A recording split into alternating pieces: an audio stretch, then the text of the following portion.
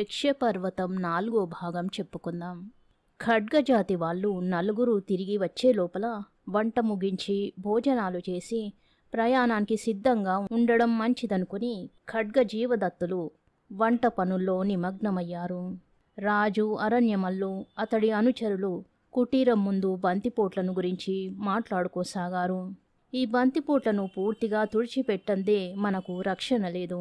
మన పొలాలు పండి సిద్ధంగా ఉన్న తరుణంలో వాళ్ళు మరోసారి దోచుకుపోయేందుకు తిరిగి రావచ్చు అన్నాడు అరణ్యమల్లు. ఆ మాటలకు మంత్రి శిలాముఖి అవునన్నట్టు తల ఊపి, మహారాజా, మన వాళ్ళు ఆ బంతిపోట్లను చూసిగాక వాళ్ళు ఎక్కి వచ్చిన వింత జంతువులను చూసి ఎక్కువగా భయపడ్డారు. ఆ జంతువులు హానికరమైనవి కావని తెలుసుకున్నారు. కనుక ఈసారి మన వాళ్ళు ఆ దుర్మార్గులను ఎదిరించి హతమార్చేందుకు ఏమాత్రం వెనుదీయరు అన్నాడు. క్షత్రియ యువకుల సాయం తీసుకుని ఇప్పుడే మనం వాళ్ళను వెంటబడి తరిమి నాశనం చేస్తే బావుంటుంది కదా. ఈ ఆలోచనకు క్షత్రియ యువకులు ఏమంటారు అన్నాడు అరణ్యమల్లు. యుద్ధమంటే ఖడ్గజీవదత్తులు నిద్రాహారాలు కూడా మానేస్తారు. ఇప్పుడు ఆ బంతిపోట్లు స్వర్ణధారిని కూడా ఎత్తుకుపోయారు కదా. వాళ్ళను భోజనాలు ముగించి బయటికి రానియ్యండి, చెప్పి చూద్దాం అన్నాడు విఘ్నేశ్వర పూజారి. వీళ్ళు ఇలా మాట్లాడుకుంటూ ఉండగా ఖడ్గజీవదత్తులు భోజనాలు చేసి కుటీరం నుంచి బయటికి వచ్చారు. విఘ్నేశ్వర పూజారి జీవదత్తుడితో అరణ్యమల్లు ఇతర ఖడ్గజాతి వాళ్ళు చేసిన ఆలోచన గురించి చెప్పారు. ఈ ఆలోచన నాకు వేట నుంచి ఇక్కడికి వస్తూనే కలిగింది. కానీ ఆ బంతిపోట్లు అప్పటికి ఈ పరిసరాల నుంచి వెళ్ళిపోయారు. మన ఖడ్గమృగం కన్నా దూర ప్రయాణంలో ఒంటె 3 ఇంతలు వేగంగా పరిగెత్తుతుంది. అందువల్ల ఆ దుర్మార్గులను హతం చేయాలంటే వాళ్ళు ఒంటెల మీది నుంచి దిగి ఏ విశ్రాంతి తీసుకుంటున్నప్పుడో చుట్టుముట్టాలి అన్నాడు జీవదత్తుడు.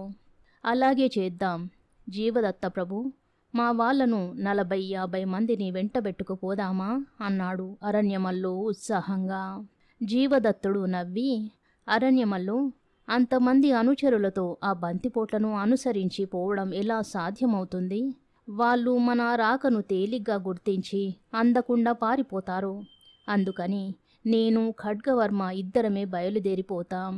ఈ రాత్రికి వాళ్ళు ఎక్కడ విడిది చేస్తారో చూసి ముందుగా వాళ్ళ నాయకుణ్ణి హతమార్చి తతిమ్మ వాళ్ళను పట్టుకోవడము లేక ఈ అరణ్య ప్రాంతాలు వదిలిపోయేలాగా చేస్తామన్నాడు. ఒక అరగంట కాలం గడవక ముందే బంతిపోట్ల జాడలు తెలుసుకోవడానికి పోయిన ఖడ్గజాతి వాళ్ళలో ఒకడు తిరిగి వచ్చాడు. వాడెక్కి ఉన్న ఖడ్గమృగం ఆయాసంతో రొప్పుతున్నది. తన అనుచరుణ్ణి చూస్తూనే అరణ్యమల్లు ఆదుర్దాగా, బంతిపోట్లు కనిపించారా?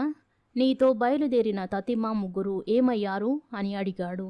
ఖడ్గజాతివాడు 4 మాటల్లో సంగతి సందర్భాలన్నీ చెప్పేశాడు. అతడి అనుచరులు ముగ్గురు కొండవాగును చేరేసరికే బంతిపోట్లు వాగును దాటి ఉత్తర దిశగా వెళ్ళిపోతున్నారు.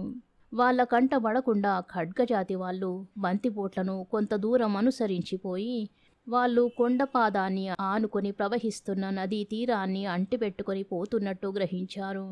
ఆ సంగతి చెప్పేందుకు ఖడ్గజాతి వాళ్ళల్లో ఒకడు ముందుగా ఇక్కడికి పరుగుల మీద వచ్చాడు. తతిమ్మ, మన వాళ్ళు బంతిపోట్లు వెన్నంటే పోతున్నారా అని అడిగాడు జీవదత్తుడు. పోతున్నారు దొరా, మనం పోయి వాళ్ళను కలుసుకునే వరకు వాళ్ళు బంతిపోట్లను కనుమరుగు కాకుండా చూస్తూనే ఉంటారు అన్నాడు ఖడ్గజాతివాడు. జీవదత్తుడు ఓ క్షణకాలం మౌనంగా ఊరుకుని ఖడ్గవర్మతో, ఖడ్గా, ఇక మనం బయలుదేరవచ్చు. సూర్యాస్తమయం తరువాతే మనం ఆ బంతిపోట్లు ఉన్న ప్రదేశాన్ని చేరడం మంచిది. ఆ తరువాత అవకాశాన్ని బట్టి వాళ్ళ అంతు తేలుద్దాం. స్వర్ణాచారిని ఈ రాత్రికే విడిపించుకురావాలి అన్నాడు. ఆ తరువాత ఖడ్గజీవదత్తులు తమ కత్తులు విల్లంబులు తీసుకుని ప్రయాణానికి ఖడ్గమృగాలను ఉపయోగిద్దామా అనుకునేంతలో విఘ్నేశ్వర పూజారి హఠాత్తుగా ఏదో గుర్తుకొచ్చిన వాడిలా ఎగిరిపడి, క్షత్రియ యోధులారా, మీరు ఆ బంతిపోట్లను సునాయాసంగా వెంబడించిపోవడానికి వాళ్ళు ఉపయోగించిన వాహనాన్నే వాడుకోవచ్చు. మన సింహం చంపిన బంతిపోటు వాడి ఉంటే ఈ ప్రాంతాలనే ఎక్కడో ఉంటుంది, వెతికించండి అన్నాడు. ఆ మాట వింటూనే అరణ్యమల్లు తన అనుచరులతో, నిజమే, ఆ వింత జంతువు మాట మరిచాం. అది కుటీరం వెనుకనే ఎక్కడో చెట్ల కింద మేస్తూ ఉంటుంది. వెళ్ళి పట్టుకురండి అన్నాడు. ఆ వెంటనే నలుగురు ఖడ్గజాతి వాళ్ళు కుటీరం వెనుక ఉన్న అరణ్యంలోకి పోయి పావుగంట కాలం గడిచి గడవక ముందే ఒంటెను వెతికి పట్టుకొని ఖడ్గజీవదత్తుల దగ్గరకు వచ్చారు. ఖడ్గజీవదత్తులు ఒంటె మీద ప్రయాణమయ్యారు. అంతకుముందు బంతిపోట్లను గురించి సమాచారం తెచ్చిన ఖడ్గజాతివాడు ముందుండి దారి తీయగా సూర్యాస్తమయ సమయంలో వాళ్ళు బంతిపోట్లను నదీ ప్రాంగణంలో గల ఒక కొండ పక్కన చూశారు. ఈ లోపల ఖడ్గజీవదత్తులకు మిగిలిన 3 ఖడ్గజాతి వాళ్ళు కనిపించి వాళ్ళతో పాటే బయలుదేరారు. చీకటి పడే సమయానికి బంతిపోట్ల నాయకుడు తన అనుచరులను నదీ తీరంలో ఆ రాత్రికి మజిలీ ఏర్పాటు చేయవలసిందిగా ఆజ్ఞాపించాడు. బంతిపోట్లందరూ తమ వాహనాలు దిగి ఒంటెలను దాపులనున్న చెట్లకు కట్టివేసి వంట పనులు ప్రారంభించారు. వాళ్ళల్లో కొందరు ఎండు పుల్లల కోసం అడవి చెట్లలోకి వెతకపోయారు. ఖడ్గజీవదత్తులు తమ వెంట ఉన్న 4 ఖడ్గజాతి వాళ్లతో బంతిపోట్లకు కనబడకుండా కొంచెం దూరంగా ఉన్న గుబురు చెట్ల చాటున దాక్కుని స్వర్ణాధారి కోసం బంతిపోట్లు మజిలీ చేసిన ప్రాంతాన్ని పరీక్షగా చూడసాగారు. స్వర్ణధారి బంతిపోట్ల మధ్య ఎక్కడా వాళ్లకు కనిపించలేదు.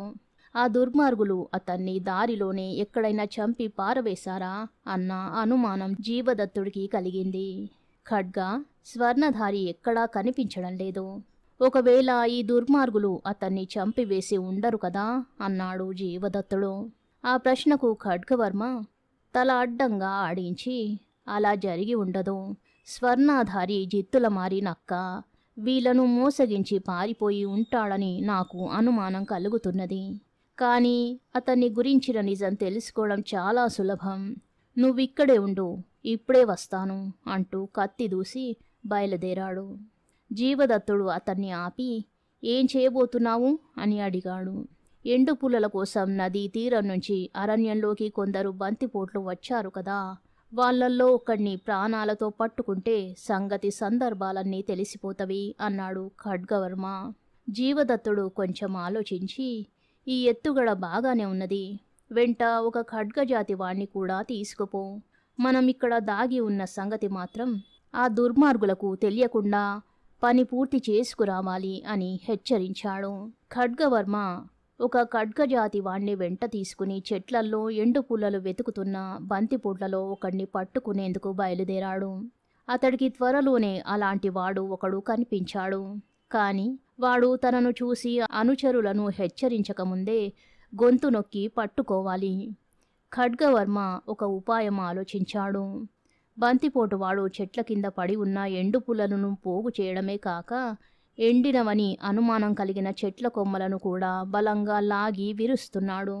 ఖడ్గవర్మ తన వెంట ఉన్న ఖడ్గజాతి వాణ్ణి హెచ్చరించి వాడి చేత ఒక పెద్ద ఎండు కొమ్మను చెట్టు నుంచి విరిపించి అది దబీమని కింద పడుతుండగానే పరిగెత్తి వారితో పాటు దగ్గర ఉన్న ఒక చెట్టు వెనక దాక్కున్నాడు. ఎండుకొమ్మ విరిగిపడిన శబ్దం వింటూనే బంతిపోటువాడు దాన్ని ఎత్తుకుపోయేందుకు అక్కడికి వచ్చాడు. వాడున్న అవసరంలో వాడికి అంత పెద్ద ఎండుకొమ్మ దానికై అది చెట్టు నుంచి విరిగి ఎందుకు పడుతుందా అన్న అనుమానం కలగలేదు. బంతిపోటువాడు వంగి ఎండుకొమ్మను కదిలించబోయే సమయంలో ఖడ్గవర్మ వెనక నుంచి వచ్చి మీద పడి వాడి గొంతును 2 చేతులతో బలంగా వడిసి పట్టుకున్నాడు.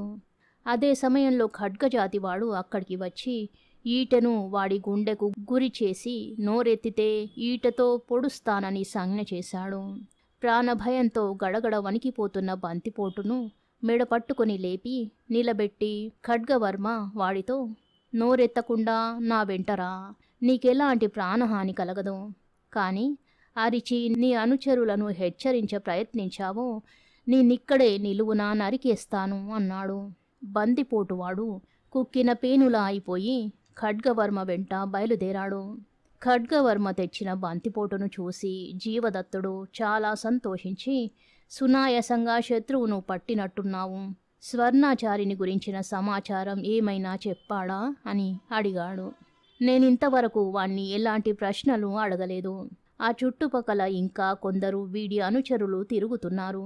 అందుకని వీణ్ణి సరాసరి నీ దగ్గరకు తెచ్చాను అన్నాడు ఖడ్గవర్మ. ఒరే, కొండవాగు దగ్గర మీరు పంట పొలాలు దోచుకున్నారు కదా, ఆ సమయంలో అక్కడ మీరు పట్టుకున్న స్వర్ణాచారి అనే అతన్ని ఏం చేశారు అని అడిగాడు జీవదత్తుడు బంతిపోటును. నిజం చెప్పితే నన్ను ప్రాణాలతో వదిలేస్తారా అన్నాడు బంతిపోటు వణుకుతో. తప్పకుండా వదులుతాం, కానీ అబద్ధాలు చెప్పి మమ్మల్ని మోసగించ చూసావో నిన్ను ముక్కలు ముక్కలుగా నరుకుతాం, తెలిసిందా అన్నాడు జీవదత్తుడు కోపంగా. అయ్యా, ఆ ఆధారి దారి పొడుగునా రక్షించండి అంటూ కేకలు పెట్టసాగాడు. మా నాయకుడికి అతన్ని చంపడం ఇష్టం లేదు. అందుకని వాణ్ణి జొన్న కంకులున్న గోతాంలో గొంతు వరకు దూర్చి గోతాం మూతి బిగించాడు. ఇప్పుడు వాడు నది ఒడ్డున మేం దించిన సామాన్లలో పడి ఉన్నాడు అని చెప్పాడు బంతిపోటు. ఈ రాత్రికి మీరుండబోయే చోటు ఇదే కదా, తెల్లవారి తిరిగి ప్రయాణం ప్రారంభిస్తారు అవునా అని అడిగాడు జీవదత్తుడు. అవును, ఇక నాకు ప్రాణహాని కలిగించరు కదా, అంతా నిజం చెప్పాను అన్నాడు బంతిపోటు. నువ్వు చెప్పిన దాంట్లో ఉన్న నిజాలు తెలుసుకునే వరకు నిన్నిక్కడే ఒక చెట్టుకు కట్టివేసి ఉంచుతాం.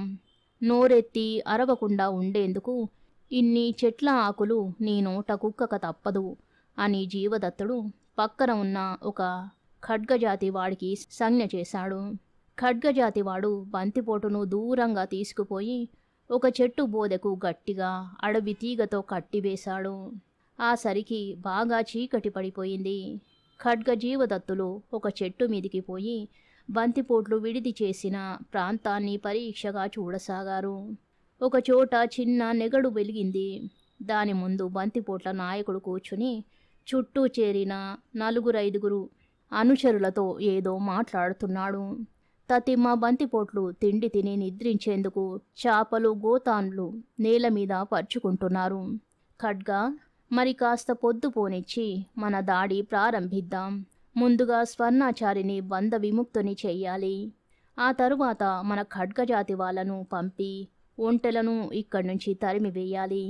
తరువాత ఖడ్గ మృగాలను ఎక్కి మనం బాణాలు కొడుతూ బంతిపోట్ల మీద పడి వాళ్ళు నిద్ర నుంచి లేచే లోపలే అందిన వాళ్లను నరికి మిగతా వాళ్ళను చెల్లా చెదురు చేద్దాం అన్నాడు జీవదత్తుడు. బావుంది, అన్నిటికన్నా ముఖ్యం స్వర్ణధారిని విడిపించడం.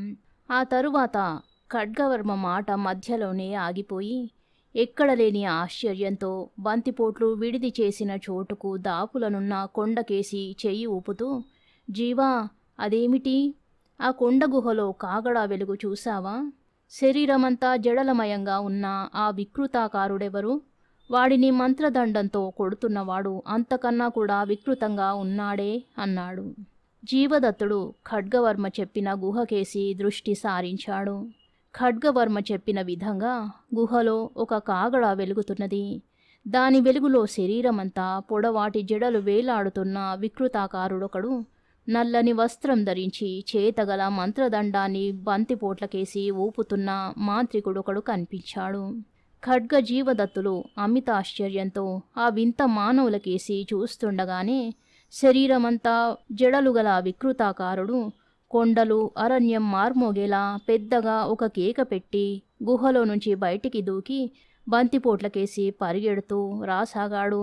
అతడి నుదుటి మీద నిప్పు కణంలా ఏదో వెలుగుతూ ఆరిపోతున్నది. చేతిలో తెల్లని గద ఉన్నది. యక్షపర్వతం 5వ భాగం రేపు చెప్పుకుందాం. ధన్యవాదాలు.